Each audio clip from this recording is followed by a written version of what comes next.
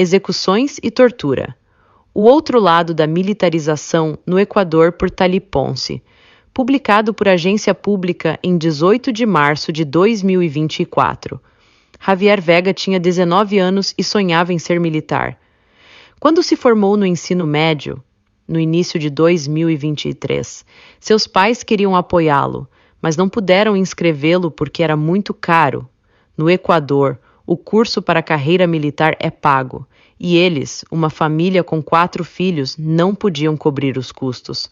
Javier começou a procurar alternativas. Finalmente, ele fez um plano: estudar comércio exterior e economizar dinheiro suficiente para, um dia, se juntar às Forças Armadas. Mas esse sonho nunca se tornará realidade. Em 2 de fevereiro de 2024, Javier foi assassinado por militares na maior cidade do país, Guayaquil. A mesma instituição da qual ele ansiava fazer parte acabou com sua vida. Quase um mês antes, em 9 de janeiro, o presidente equatoriano, Daniel Noboa, declarou, por meio de um decreto executivo, um conflito armado interno no país em resposta à crise do tráfico de drogas, violência e crime organizado. A situação atingiu o pico naquele dia, quando um grupo de homens armados tomou um canal de televisão ao vivo. Com isso, o presidente classificou 21 organizações criminosas como terroristas. Decretou estado de exceção por 60 dias e ordenou a militarização das ruas e das 36 prisões do país. A decisão, embora aplaudida por grande parte da população, imediatamente gerou alarme das organizações da sociedade civil e defensores dos direitos humanos. Ela permitiu que militares realizassem patrulhas em território nacional, algo que era da competência das polícias. A decisão autorizou também que os militares detivessem pessoas e veículos, fizessem operações de controle nas ruas e espaços públicos, e até mesmo em espaços privados, visto que foi suspensa a garantia de inviolabilidade de domicílio. Agora, mais de 2 meses após a declaração de Noboa, que foi renovada por mais 30 dias, o que está acontecendo nas ruas e dentro das prisões do país justifica esses alertas, como o assassinato de Javier.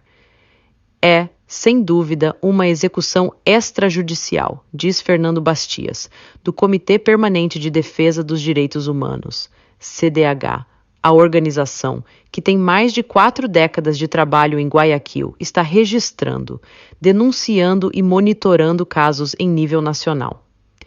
E embora a morte de Javier tenha sido bem divulgada, ela não é a única. O CDH contabilizou até agora 3 execuções. A segunda foi a de Jonat Laas, em Durán, uma cidade próxima a Guayaquil, e a outra, a de David Chaves, em Esmeraldas, outra cidade costeira na fronteira com a Colômbia. Além disso, há relatos de abusos, tortura e mortes dentro das prisões. Parte 1. Você vai sangrar aí. Vou deixar você sangrar. No dia em que foi morto, Javier saiu de casa, localizada em um bairro do sul de Guayaquil, junto com seu primo Eduardo Velasco. Os dois iriam vender um filhote de cachorro pitbull, acordo que já estava selado. Eles estavam em um Chevrolet Aveo vermelho. Ao chegarem ao destino, encontraram um grupo de soldados. Eduardo Velasco, ao volante, reduziu a velocidade ao vê-los. Um dos militares perguntou para onde estavam indo. Velasco disse que estavam indo para perto, mas foram impedidos de prosseguir, sendo informados de que estava sendo realizada uma operação de busca. Foi então que Velasco recuou, para tentar sair por uma rua estreita cheia de carros estacionados.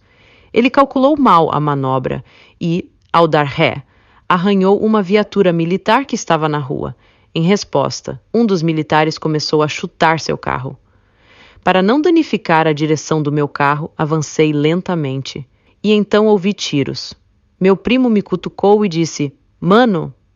E percebi que ele estava ferido, conta Velasco. Ao vê-lo assim, arranquei o carro a toda velocidade para levá-lo imediatamente ao hospital. Ele chegou à rua principal do bairro e sentiu o braço dormente. Foi então que percebeu que ele também havia sido baleado. Ele parou o carro, ligou para a esposa e disse que tinham atirado nos dois. Nesse momento, a caminhonete com os militares que tinham atirado em mim chegou. Um deles me jogou no chão, pisou no meu ferimento e disse: "Você vai sangrar aí, vou deixar você sangrar." Depois, o outro militar se aproximou e disse ao companheiro: "Pise nele, para ele estourar", relata. Segundo Velasco, um policial pediu o seu celular. Eles estavam próximos a uma unidade de polícia comunitária. Ele entregou o aparelho e o desbloqueou com sua senha. O policial perguntou aos militares: "O que aconteceu? Por que atiraram neles?" Mas eles ficaram calados. O policial abriu meu WhatsApp e disse: "Ele é taxista. Há muitos grupos de táxis."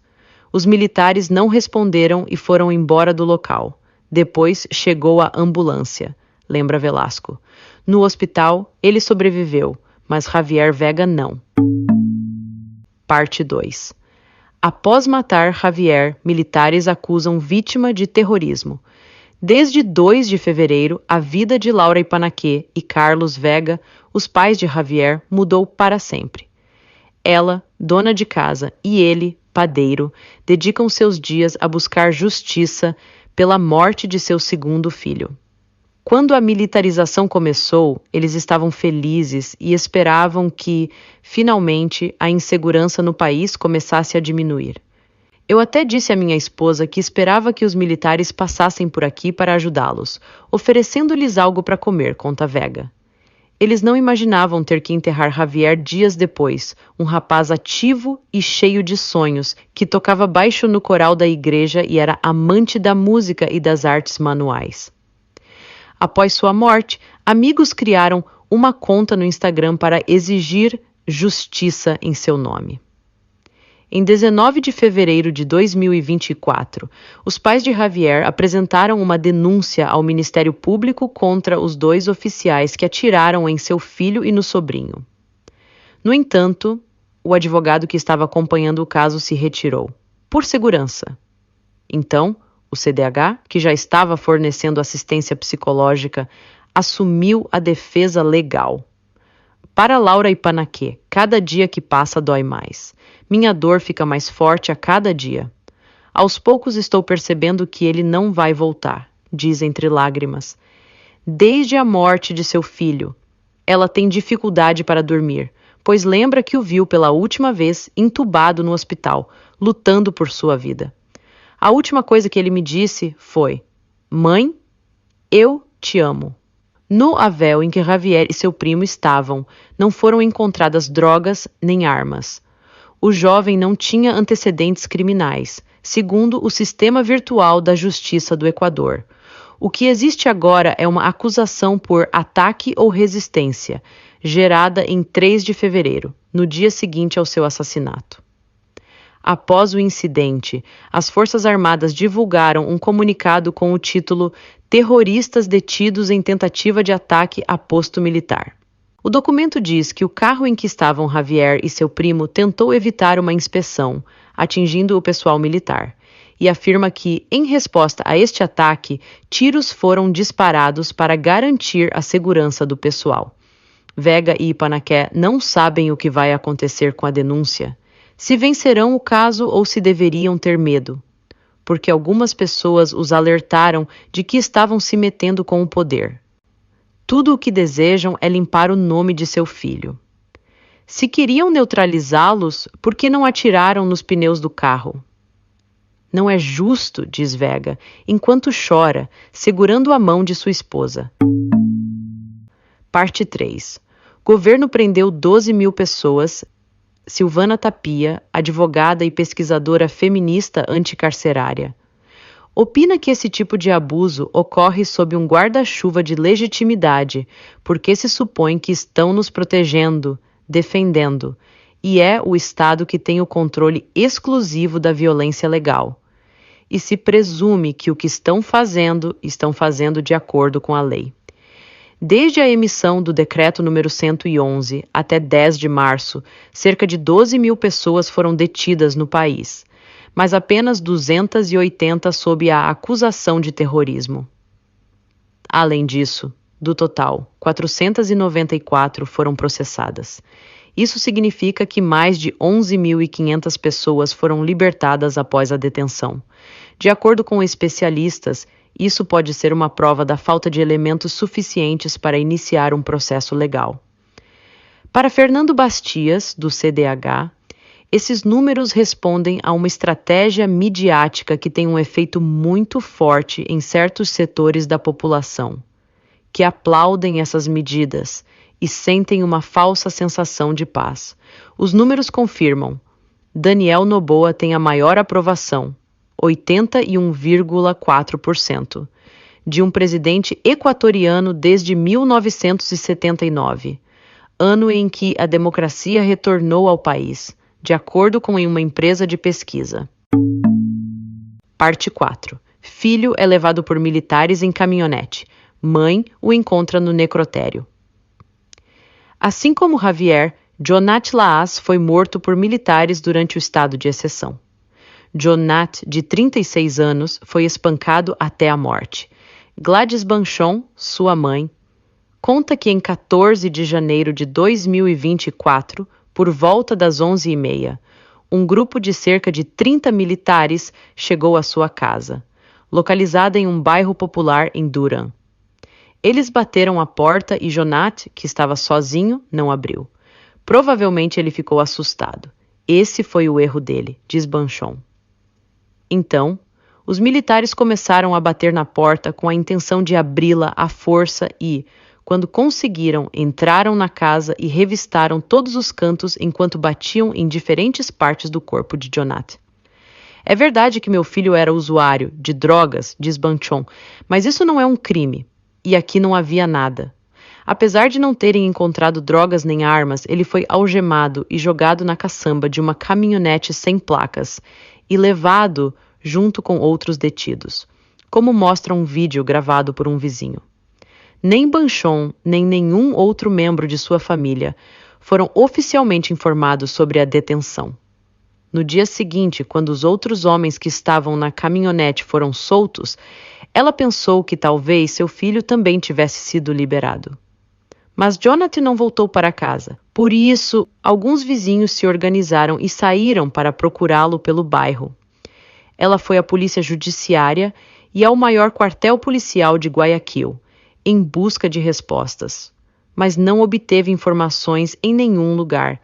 3 dias depois, ela recebeu uma ligação. Jonat estava no necrotério de Guayaquil e ela precisava ir reconhecer e retirar o corpo. Meu filho era muito querido aqui. Trabalhava como eletricista e me ajudava com os custos da casa, diz Banchon, que é empregada doméstica. Espero que reconheçam que erraram, que exageraram com o meu filho.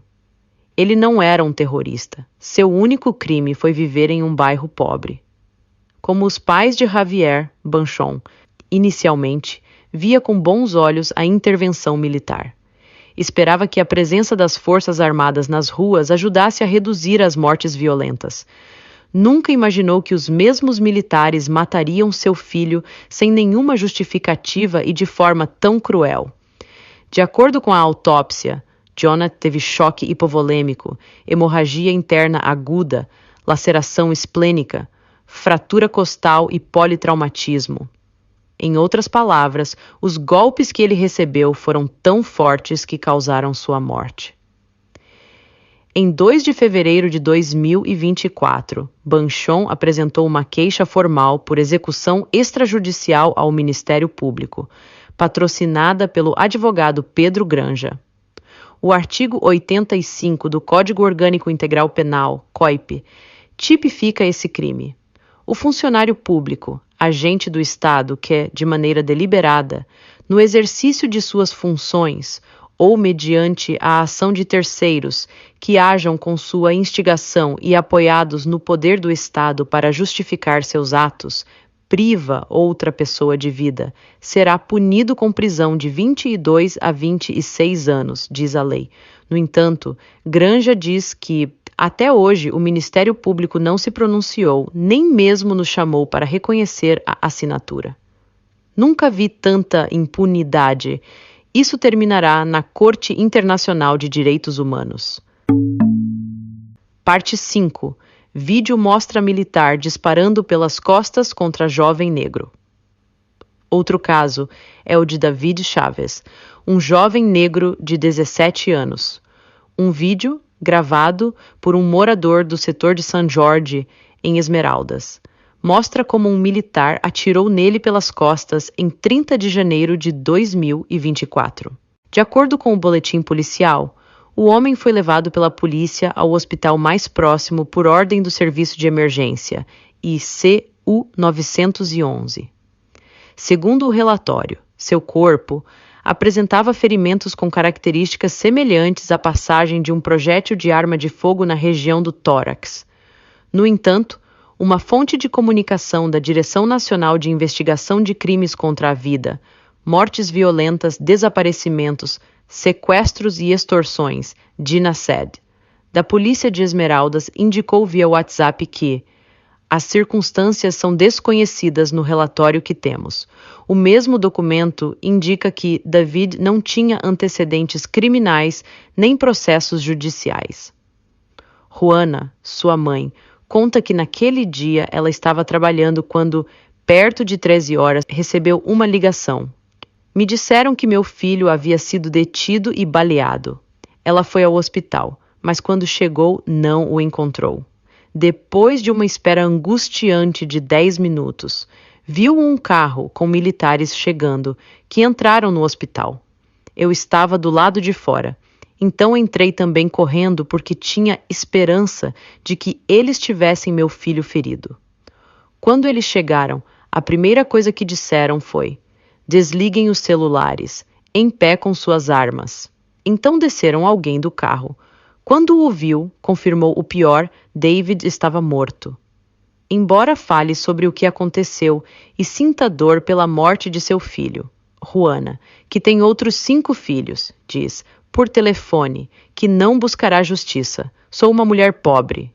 Tenho que trabalhar para alimentar meus filhos e penso que não haverá justiça. Tenho medo e penso que poderia ser prejudicada.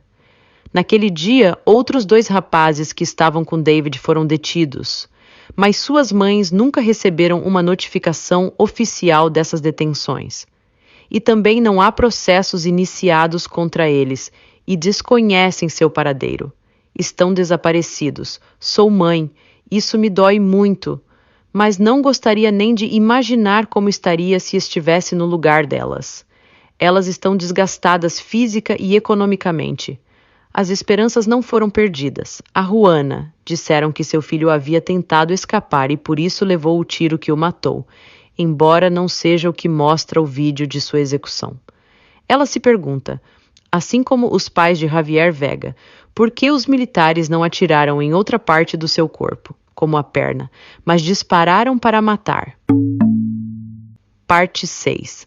Denúncias de tortura, mortes e violência sexual dentro da prisão. As denúncias de abusos aos direitos humanos chegam também do lado de dentro das grades.